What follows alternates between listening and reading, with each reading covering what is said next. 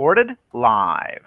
Good morning, good afternoon, or good evening, wherever you may be across the nation or around the world. Once again, you're listening to the VMware Community's Roundtable Podcast.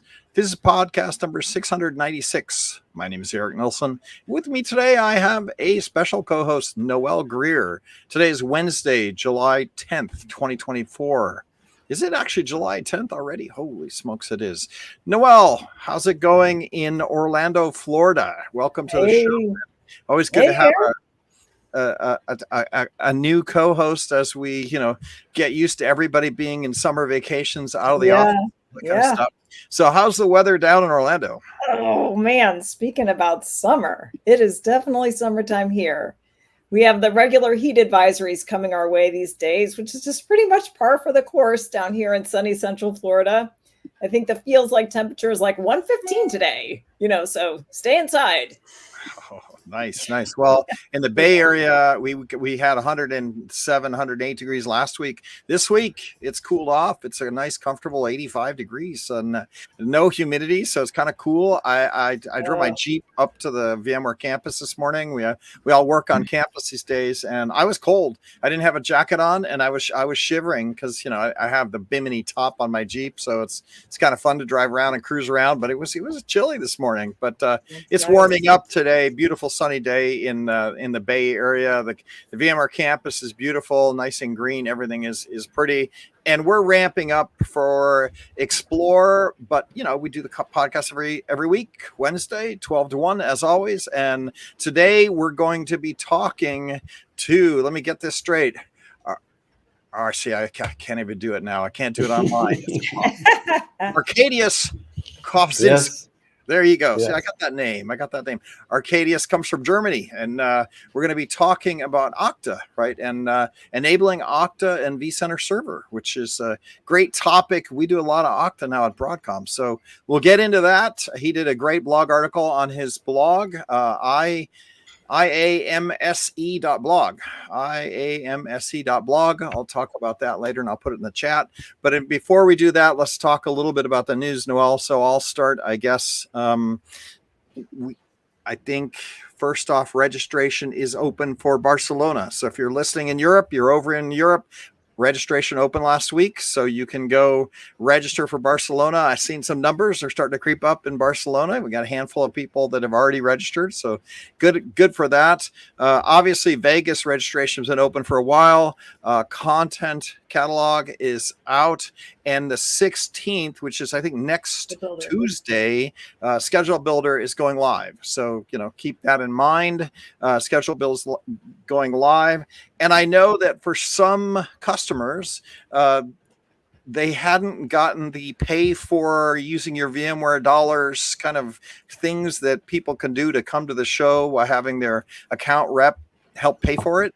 That has got resolved. So if you were sitting around waiting for your account rep to get you some way to go, and I'm not sure the mechanisms for this, but probably if you're listening, you might know this, that has been resolved. So go talk to your account rep and see if you can get your tickets. I know they are closing the Venetian hotel block next week, I think is the formal date. I think they're going to try to extend it by a week, but don't count on that. So if you want to get that $179 cheap rate for the hotel in the Venetian, you want to go get your stuff registered, go bother your account rep, get going.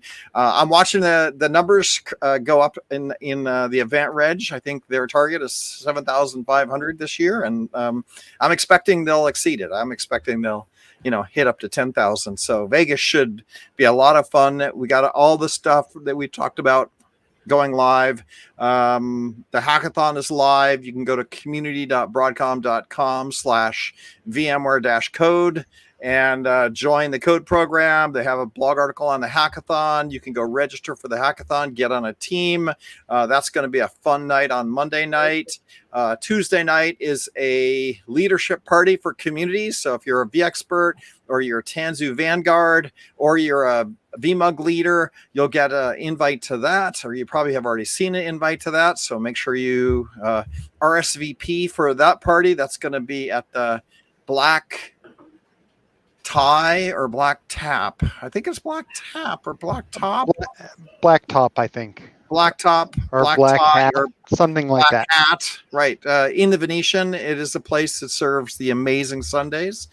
So go check that out. If you haven't got an invite, then watch your mail or bother Corey. If you're a vExpert, you should probably already have one in your mail, and go let us know if you're going to be an explorer.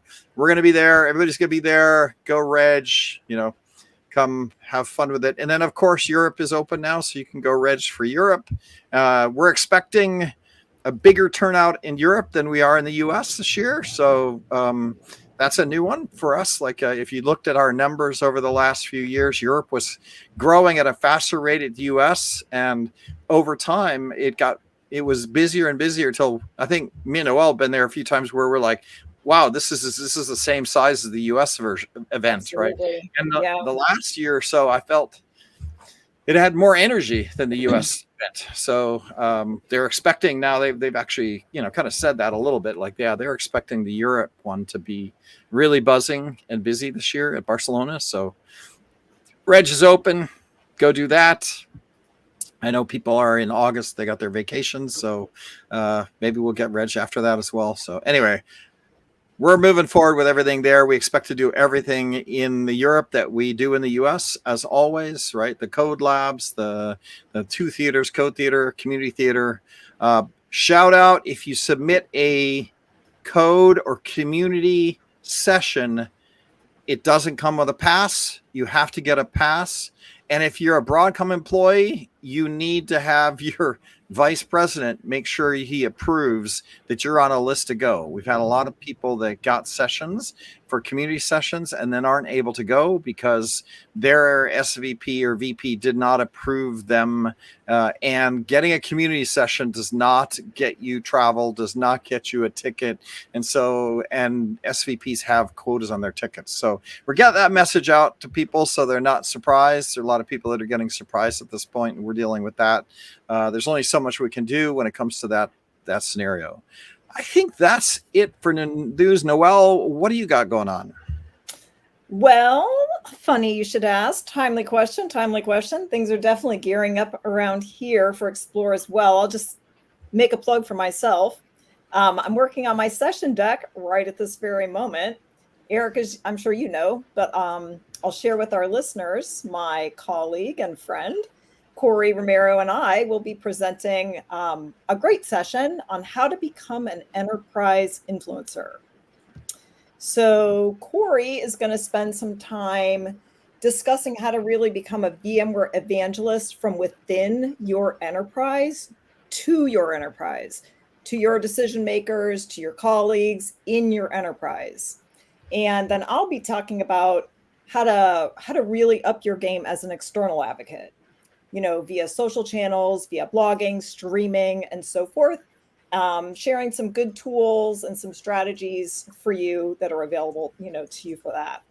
Nice. So if you're interested in building your status and your influence, within the world of enterprise tech, you should check out our session. I want to say it's 2520. I think it's code B 2520. So code check B it out. 2520. Noel Greer and Corey Romero. All right, that should be fun. Mr. Foster, we'll flip over to you. Just I know you have a session. I know you at least got one session that I'm aware of. So I'll ask you, like, what do you got going on there? What's your session? We'll do a little show here. Oh, nice. So actually, I have 4 different ones going on. Oh. So I have a breakout session with John Arashi on quantum computing. I have a code session on developing plugins for vCenter. I have a community session on my VDI by day, compute by night script and how to actually deploy that as a plugin now. And then I have a session with Gina Minks or Gina Rosenthal, depending on how you know her, on taking the spin out of AI and what you need to know for your when you're looking at AI for your VCF environment. this is going to be a sad day. I can see it coming. Tony Foster's going to be famous, and he's not going to come on our show anymore. He's going to be too busy being famous. No. Mr. Foster, we won't see him anymore. Kind of like, where's Graham? I haven't seen Graham anymore either. Like, I got to go hunt down Graham. I got to hunt down Matt Langguth to see where he's at. Like everybody is.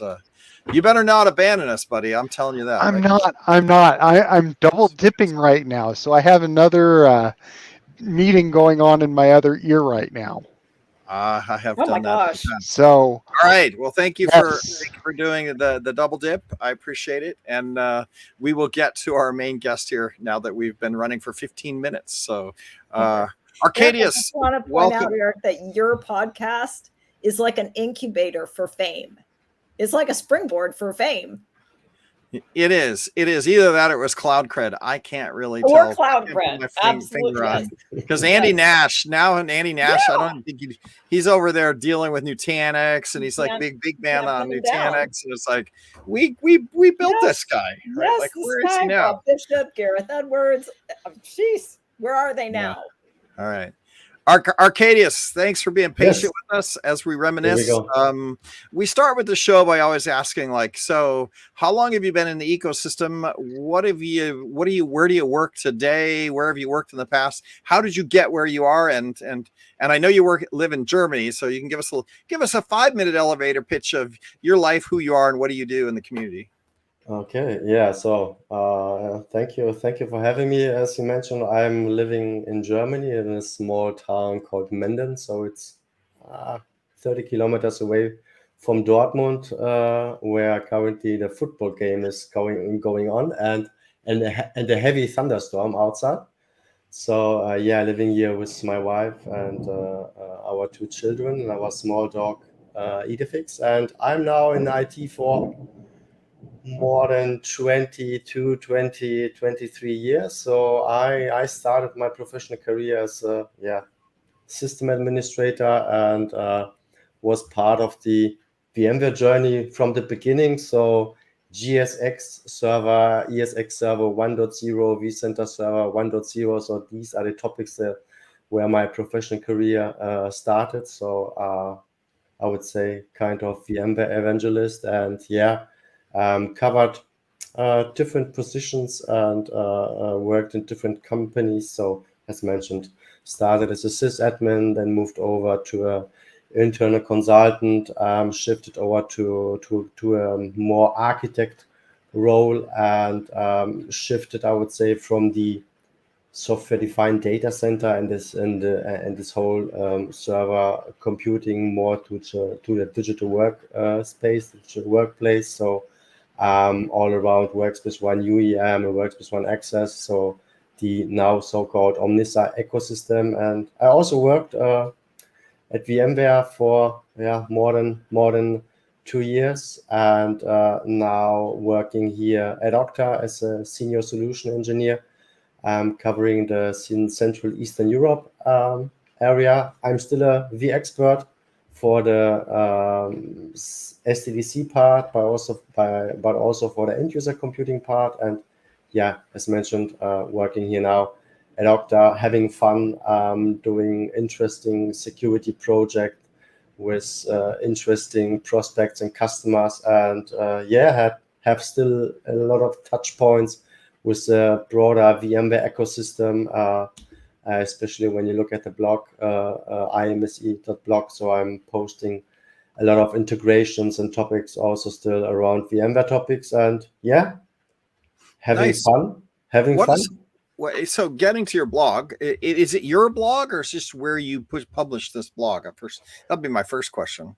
So this is, I would say, community, SE blog from some of my Okta SE colleagues. So everybody's posting, I would say, their topics and ideas around this blog. So this is not my personal one. I have for sure my dedicated one, but I would say posting all the stuff on imse.blog is a kind of ecosystem or eco blog system for many Okta folks out there.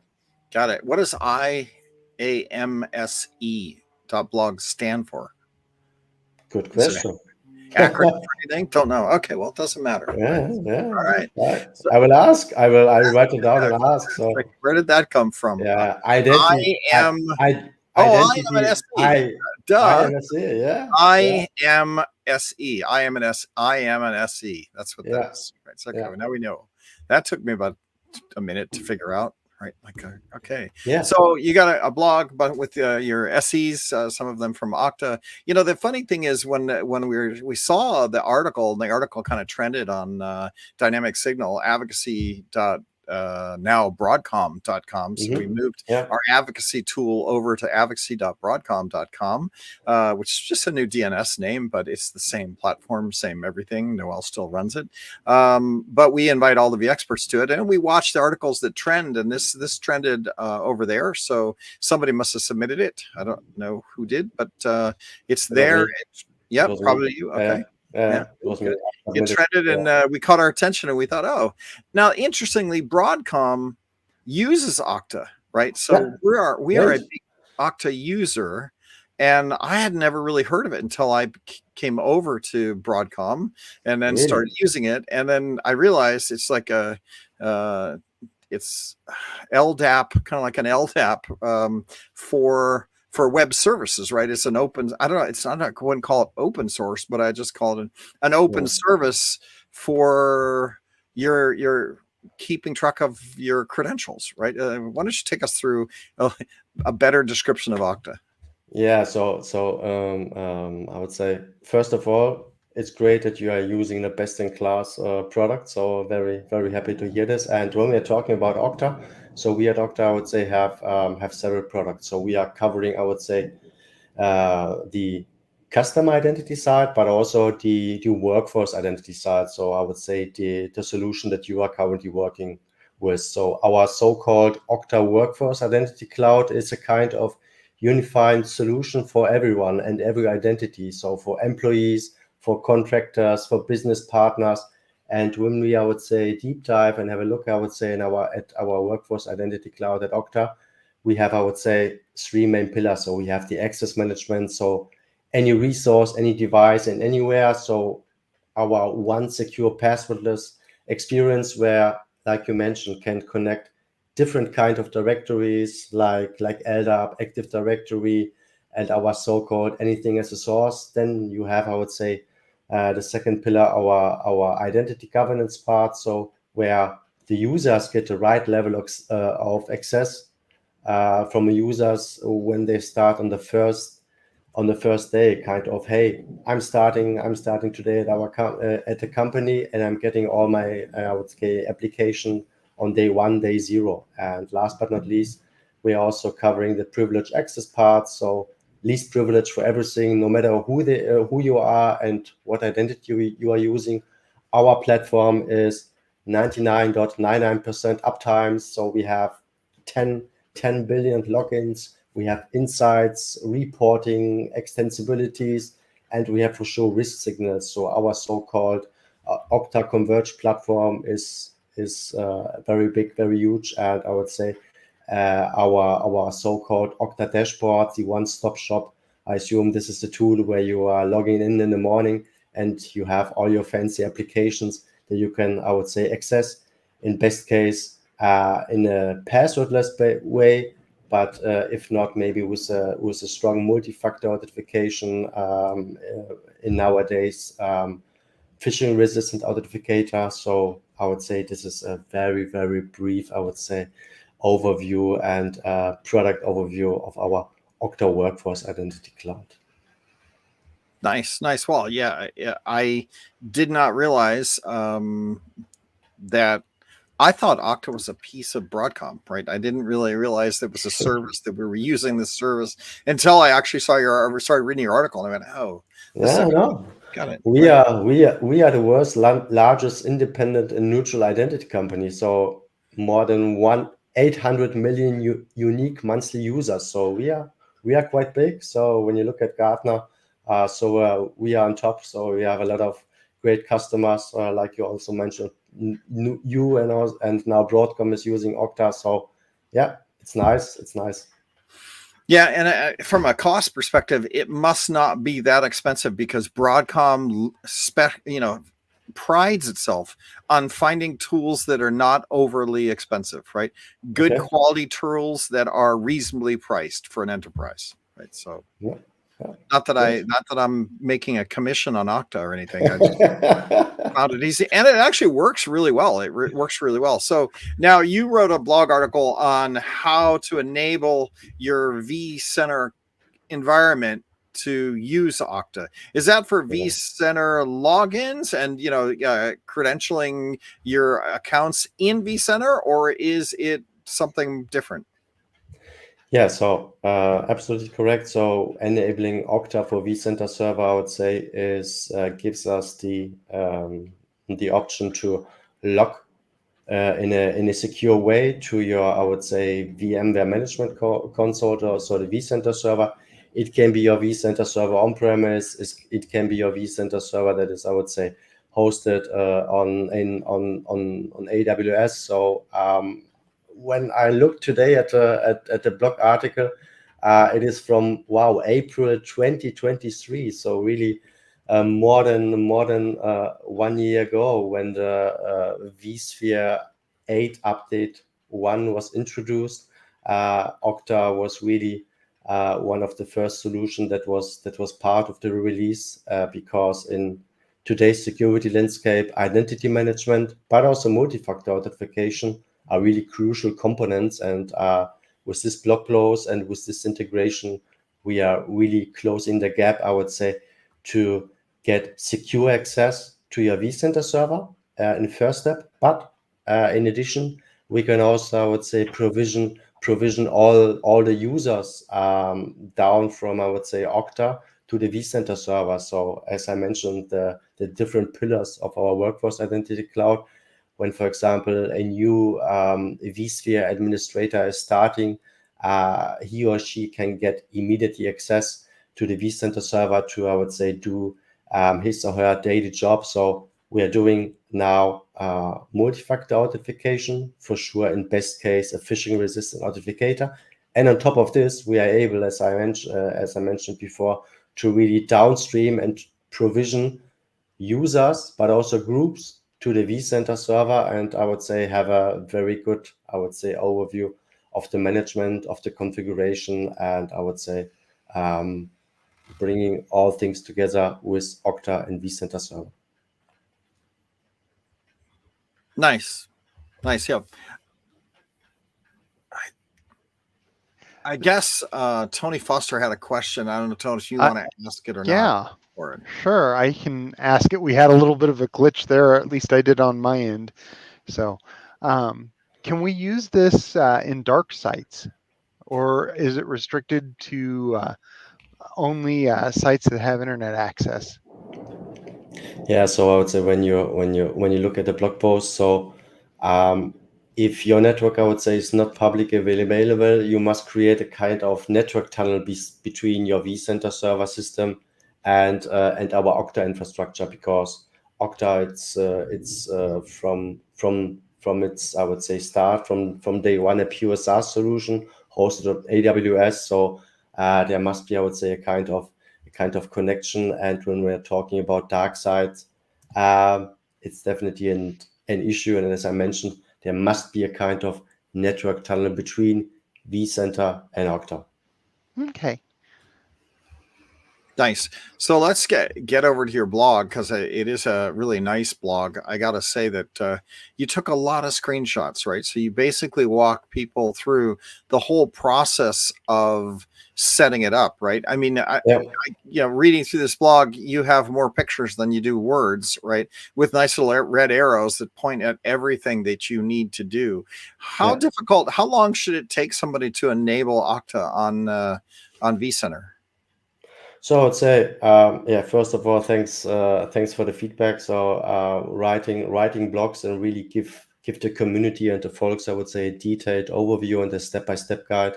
Also with the screenshots and the pictures makes it so easy, I would say, for the folks to implement configuration or integrations like this. So this is also the feedback that I'm getting.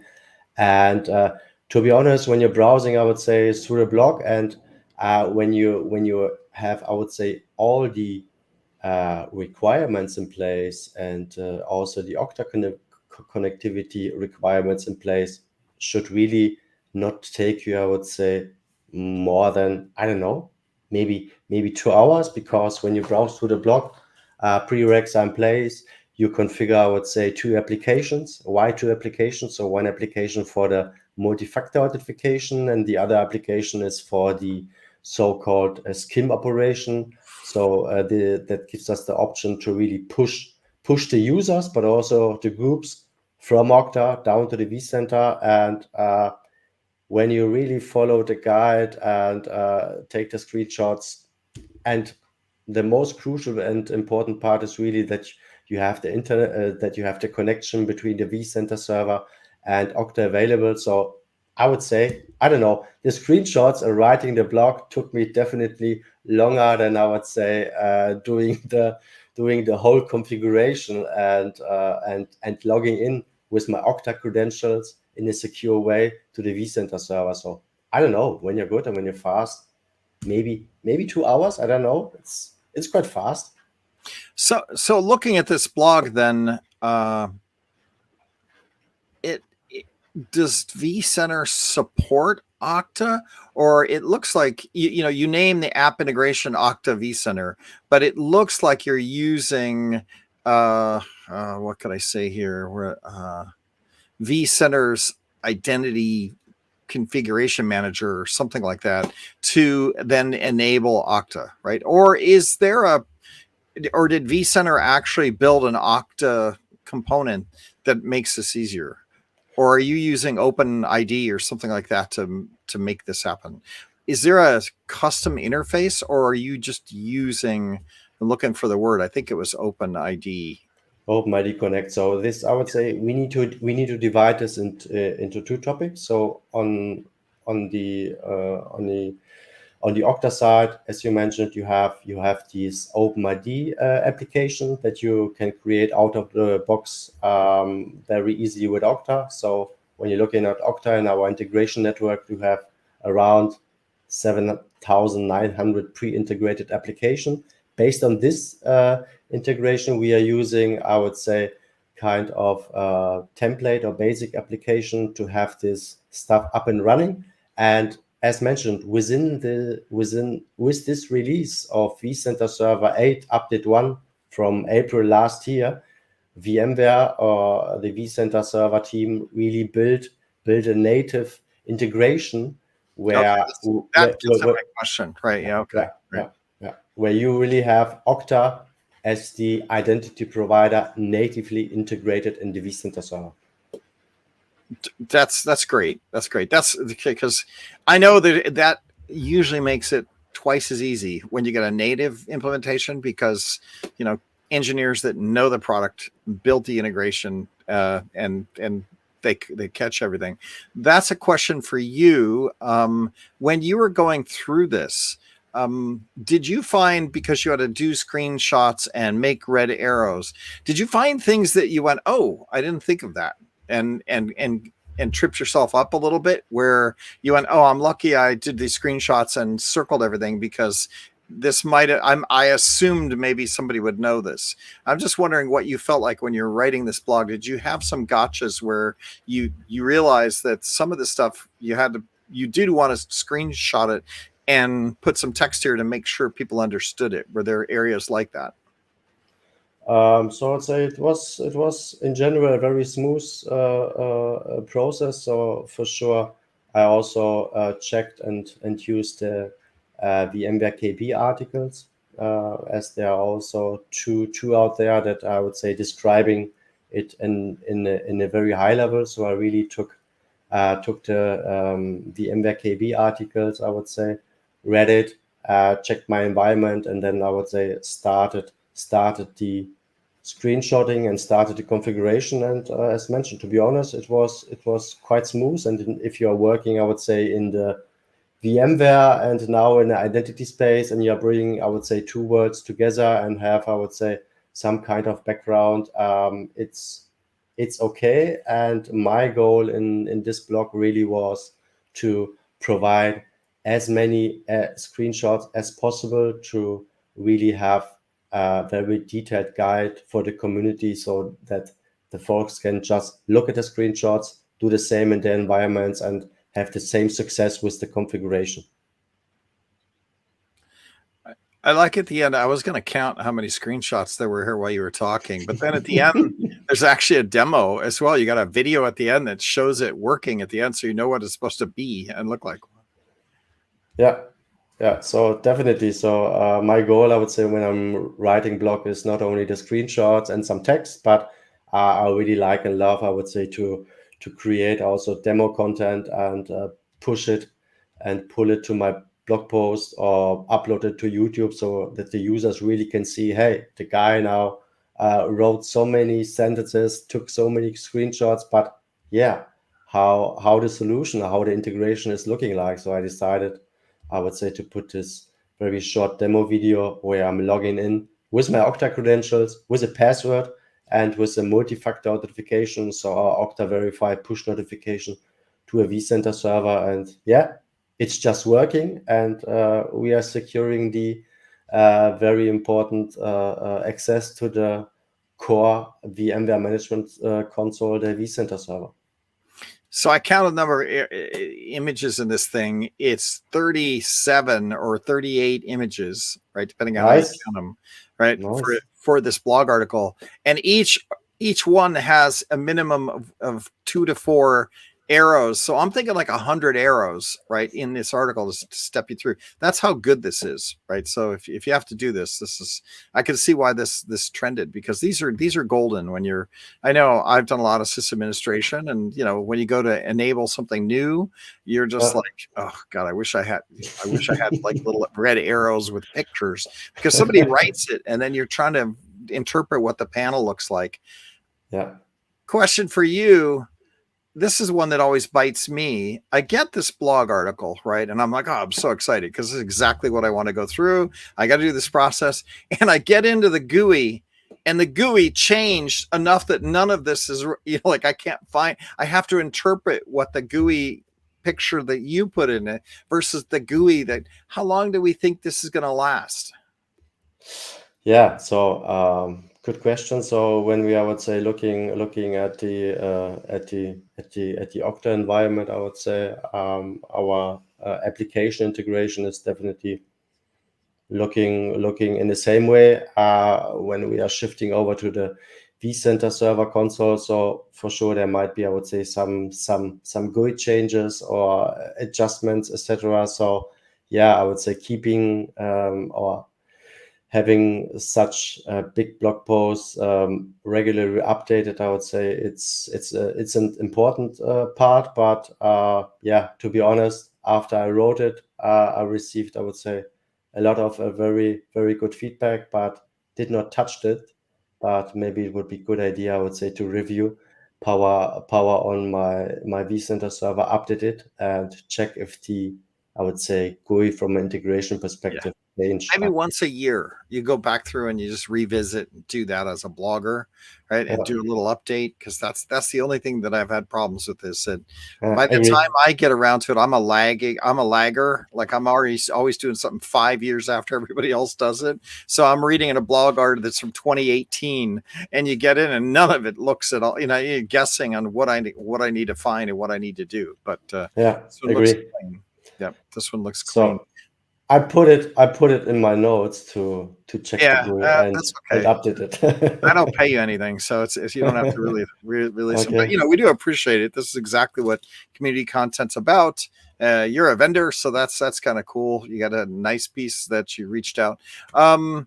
When you look at things that you're gonna blog about next, or is there anything that you look forward to doing next in the space of VMware?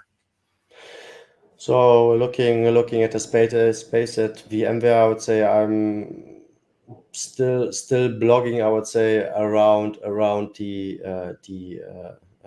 old EUC environment. So the workspace on UEM and the access part. So when you check my blog on imse.blog, you see that I wrote also in the past weeks and months some integrations Okta and works with one with our products. But yeah, I definitely need to double check and review what I could block and blog post about, I would say, in the software defined data center or the VCF stuff, definitely. Now, do they let you attend VMware, VMware Explorer in Barcelona? Do you ever get to go out there and do anything there? So I need to check if I would say can submit a session. So it's a good question. Would be happy to, I would say, would be happy to attend. So in the past, I think I was 6 times in Barcelona and 1 time in San Francisco. So I visited in some 7 VMware conferences, and yeah, would be happy to travel again and attend VMware Explorer.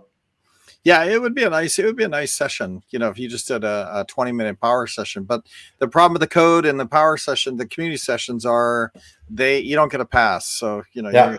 we can't get you that. And I don't know if all this, I don't know well if call for papers is over for Europe or not. I don't actually have the answer to that. I think they are. I think probably the call for papers for Europe is done, but a code session we can get you if you want to come, but you would have to figure out how to get there, right? You know. Yeah, I will definitely check it out. So thanks for the hint. So would be great.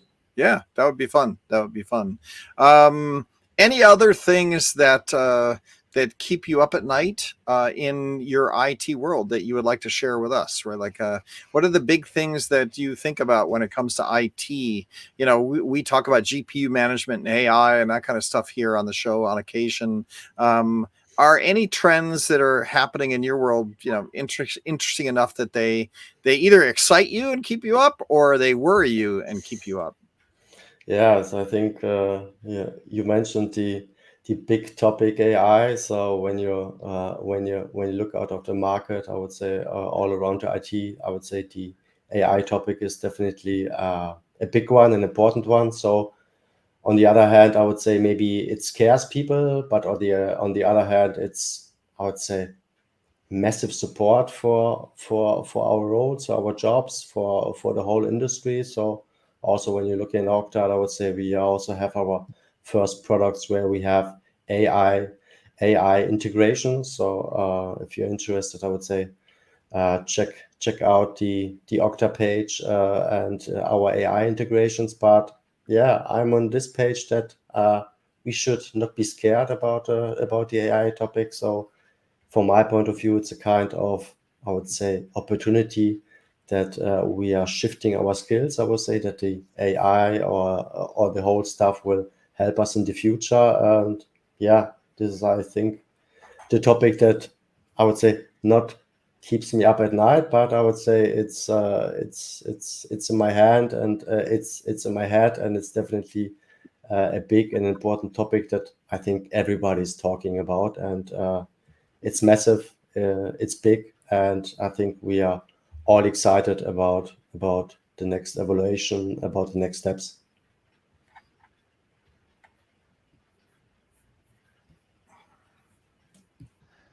So, since there's a pause here, I'm going to hop in and ask another question.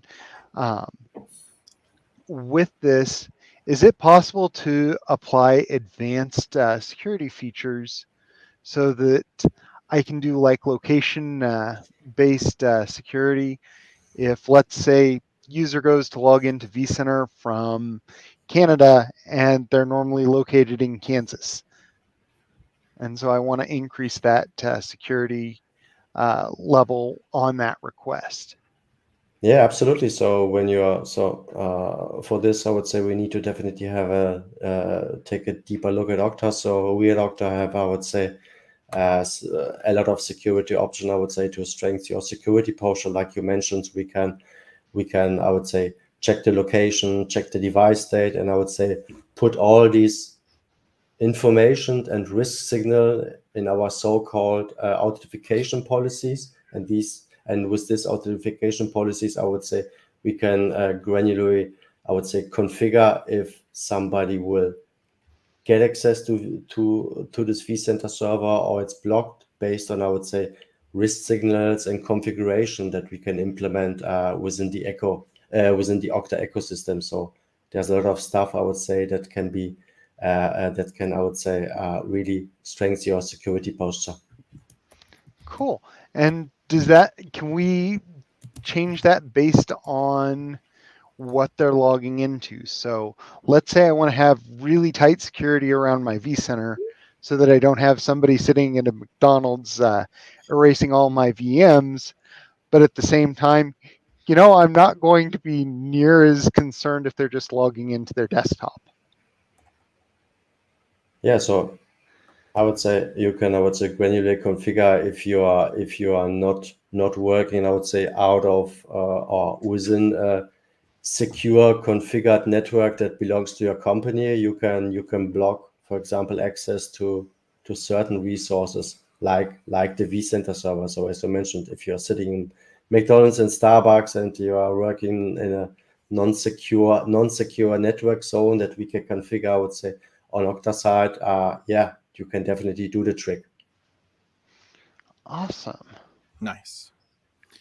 Yeah. All right. So as we've been running for 41 minutes, 45 minutes, something like that. Other questions for you. How do people get Okta? Like, do I buy it from you as an enterprise? I get an account rep and go set that up. Are you SaaS delivery? I go on a website, set that up.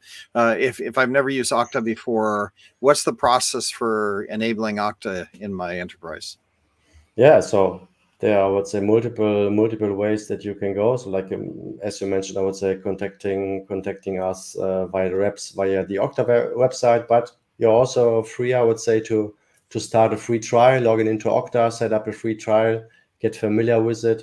And if you then have questions or any other topics, you can then contact us directly. So when you're based in US, I would say our US teams will take care of it. But yeah, it's so easy. You spin up your environment. It's there within seconds, within minutes. You can start with the configuration.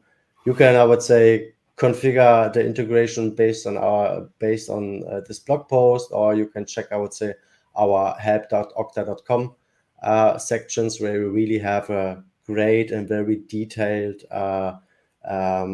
documentation how to integrate and configure things. So yeah, just try it out. And if you have any questions around Okta, around integration, about best class identity provider and identity access management solution, feel free to get in contact with me. Yeah. Awesome. Other thoughts. That this is just me, so this might be a dumb question, right? So this just came to my head. Like, so we had SSO at VMware, right? And we obviously didn't use Okta because Okta was new when we went to Broadcom. All of a sudden, everything is Okta, right?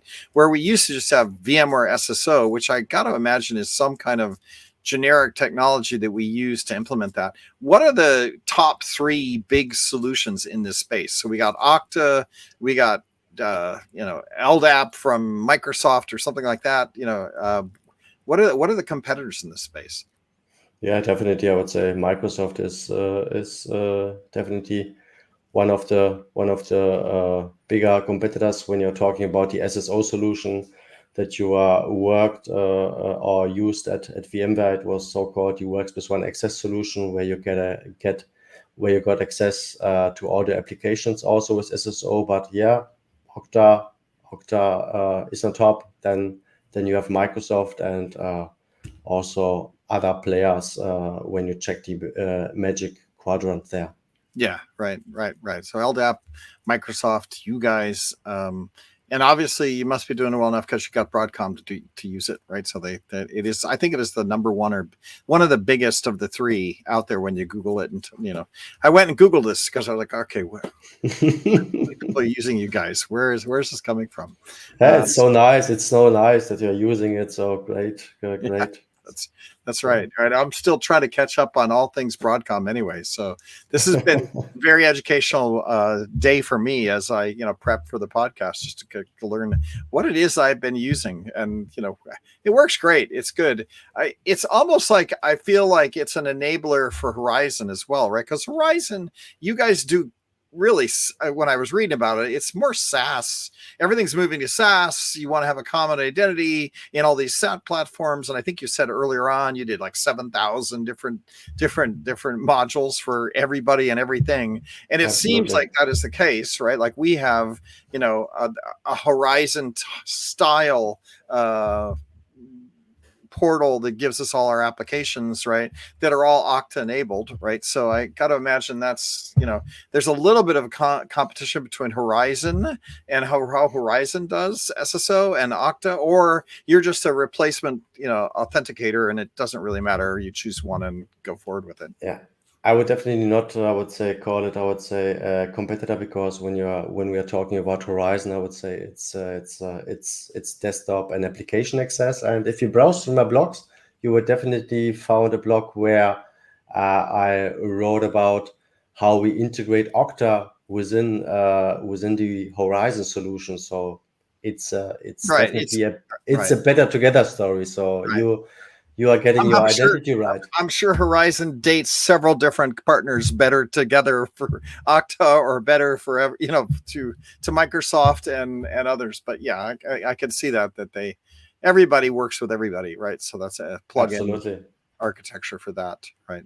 To Tony Foster's point about his session at VMworld, I mean, you can make a plugin from his script, which God knows, I don't know what your script does, Tony, but apparently you can make it a plugin module for vCenter now. So, I guess if you can do that, you can do anything, right? Yeah. I'm not going to get a laugh from him. He's just going to be quiet. Maybe he's muted. I was muted, but yes, you get a big smirk from me. Yes. Yeah. It doesn't take much to build a plugin, honestly. Yeah. Really? Okay. Really? Interesting. Yeah. Really? Yes, you'll have to watch my session afterwards. So I'll post a recording on my blog for you. Yeah. Perfect. So, Arkadiusz, we're coming up to the top of the hour. We live stream on youtube.com/vbarbecue, VBARBECUE. So if anybody wants to look at what Arkadiusz looks like, so you can say hi to him at Explore Barcelona, go check it out. We put it on YouTube. We don't really organize them that well, so you got to hunt around. This is episode 696. Go check him out. Good looking guy. Arkadiusz, what do they do barbecue in Germany? Do you just make sausage, or do you do other things besides sausage when we're talking barbecue in Germany? Yeah, for sure. Typical sausage barbecue in Germany, it's a must-have, but also a nice steak or some burgers is definitely a must-have for a good barbecue. So I'm getting hungry now. When you do a barbecue in your backyard, do you go in the kitchen and pour like 12 beers and then hold all the beers with one hand and bring the barbecue and like 12 steins out with you? Because every time I see Germany and barbecue, I see some woman who's like at Oktoberfest holding a ridiculous number of pints of beer, bringing it out to the table with on top some plate of food. Like, is that a German thing? Is that real? I think it's so this is a typical Munich Oktoberfest thing, but you will definitely not see such amount of beer when I'm doing a barbecue. So I must disappoint you here. There you go. Right. Well, at least I got a more accurate vision of what's going on over there, because every time I mention barbecue and it's sausage and beer, and then beer is lots of beer, right? But it's, definitely lots of beer, but not I would say when I'm doing barbecue. So right. So what is your favorite? You mean barbecue? Yeah. Yeah, burger. I love burger. So a really nice. There you go. Nothing like nice a burger. Nice patty with some vegetables. So I love it. Yeah, there's nothing like we did because it was 4th of July. Tony, I just did a bunch of hot dogs. We got some, Nathan's hot dogs, long, like probably like 10 inchers or something like that. And then we got egg bread rolls, right? They're like the yellow rolls. Yeah. Nice. And we just nice. grilled them on the grill too, charred them up, and they were yummy. I think the buns were better than the dogs themselves, but this 4th of July, and we kept it simple. We just did lots of hot dogs, and they were really good. I don't know if you got to do anything over the 4th, but Sounds I delicious. did not near as much barbecue though. But I do have all my digits, so I'm happy about that. yeah, I read that someone won the Darwin Award somewhere where he doesn't have any more fingers left. Somewhere out in I think it was the Northeast region. Some wouldn't surprise me. Athlete, right, blew his fingers off. Oh right? my God. Yeah, Yes. not going to be much of an athlete anymore, right? Well, he could be a soccer player. He could go play football in Europe and still be okay. I did get some barbecue in. I did burgers, and I have a twist on them now. So there's a plant that's very similar to a turnip called kohlrabi. Okay. And it has the taste of cabbage heart. So you slice up cabbage, you get coleslaw, and people like to put coleslaw on their burgers. You can take kohlrabi, slice it up into like a 1/2 inch thick slice, grill it, put it on top of your burger. It's like you've got coleslaw on your burger. Oh, all right. Only it doesn't come mushing out everywhere. Yeah, right. It's like an onion or something where you slice. Exactly, yeah. Nice. And What's the name of that Tidier again? version, tidier. it's a tidier version, and you can control your flavor and stuff as well. It's called kohlrabi. Kohlrabi. All right. Yes. Nice. And it's in the turnip family. Noelle, we'll flip over to you. You're the last. Was any barbecue for you over the 4th of July weekend? So And you have all your digits? and we were sick Oh, over the whole oh. weekend. Oh It no. was decidedly not enjoyable at all. Although I did have a craving for hot dogs. We made some hot dogs. Yeah, there you go. You can't get Yep. through 4th of July with all your It's good. fingers and not eat a hot dog, right? That's just not right. Yep. But we Arkadiusz, came down with thanks our summer for- viruses this last week. So ugh, I'm sorry to hear that, but yeah. we're going to move on from that one. Arkadiusz, thanks a lot for coming on the show. Thanks for doing a great blog article and Very interesting. contributing to the VMware ecosystem as always. We're here every Wednesday. We love to talk to you guys. Arkadiusz, thanks for spending your time with us, and hope you have a great rest of your day. Yeah, thank you for having me, and see you here next time. All right. Thank you very much. Tony Foster, Noelle Greer, thanks for being here as well. We'll be back every Wednesday. We got somebody scheduled for next Wednesday as well. And Julia Klaus will be back with us. So until then, everybody go eat some barbecue and have a great rest of your week. Thanks, Eric. Thanks.